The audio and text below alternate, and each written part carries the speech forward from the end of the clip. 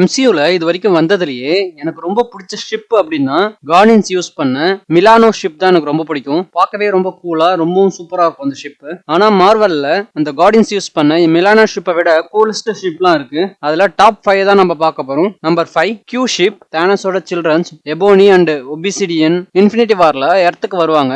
அப்ப அவங்க வரும்போது ரொம்ப கேட்டெல்லாம் வரமாட்டாங்க. அந்த கியூ ஷிப்ல ரொம்பவும் சத்தம் எழுப்பிக்கிட்டு ரொம்பவும் தூசி பறக்க விட்டுட்டு தான் வருவாங்க. நியூயார்க்கே அலற அளவுக்கு அவங்களோட என்ட்ரன்ஸ் இருக்கும். 4th பிளேஸ் தி காமோடோர். இந்த ஷிப்பை நீங்க தார் ராக்னராக்ல பாத்துருக்கலாம். அங்க கிராண்ட் மாஸ்டர் கிட்ட இருந்து தப்பிக்கிறதுக்காக இந்த காமோடோர் ஷிப்பை தான் தோர் திருடிட்டு போவாங்க, தோரும் ஹல்க்கும். இந்த ஷிப்ல போனோம் அப்படின்னா அவுட் ஆஃப் ஸ்பேஸ் போறதுக்கு இது ஒரு கேட்வேவாவும் யூஸ் ஆகும். 3rd பிளேஸ் தி ஹெலிகேரியர். அவெஞ்சர்ஸ் படத்துல பாத்திருப்பீங்க.